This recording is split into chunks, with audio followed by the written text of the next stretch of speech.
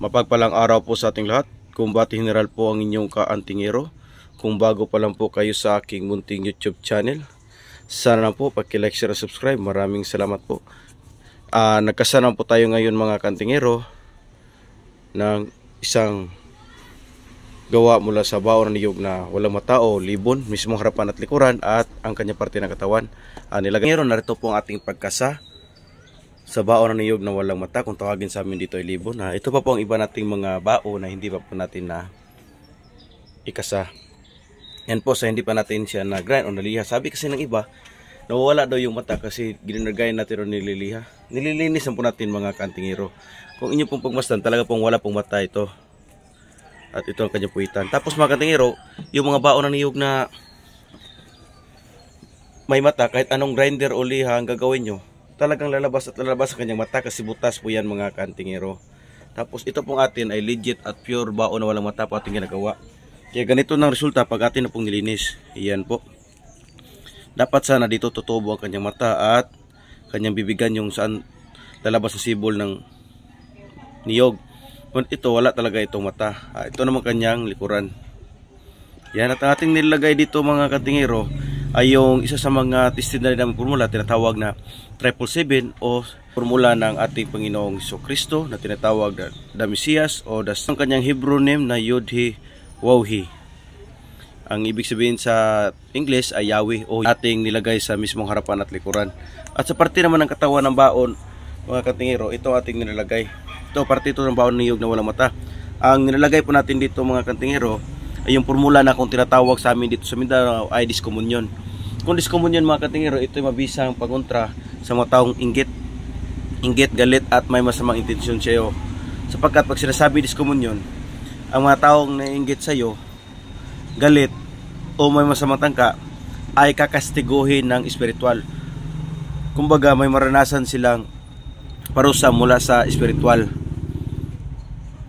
Kaya ang nilagay ko sa parte ng baon ng niyog na walang mata na binilog natin at maliliit lang po ito mga kantingero ay diskomunyon para po ito sa mga taong inggit, galit at may masamang tangka sa iyo. Napakabisa po talaga ng diskomunyon.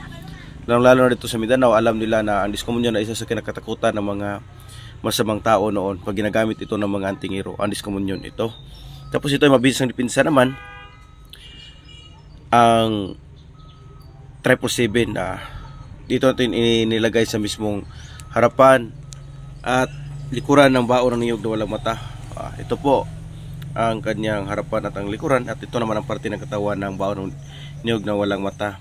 At atin naman panangkap nito mga kantingero ay ayon pa rin sa aking kadalasan nilagay mga alkontra sa mga itim na kapangyarihan, mga masamang tangka, mga inggit, sanib, kulam o barang at mga dipinsa pisikal tulad ng mga mutya na may taglay na tagalihis, tagabulag at kabal sa panahon ng kagipitan.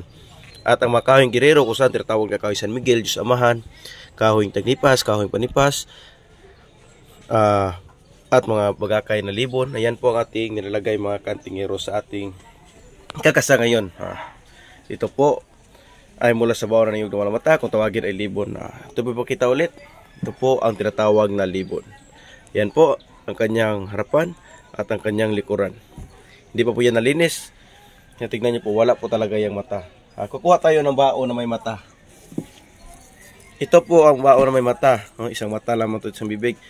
Ngunit kahit anong liha o grinder ang ating gagamitin yan, lalabas at lalabas talaga itong bibigan at mata kasi butas to. Kasi ayon sa iba daw, niliha at grinder daw kaya naging libon.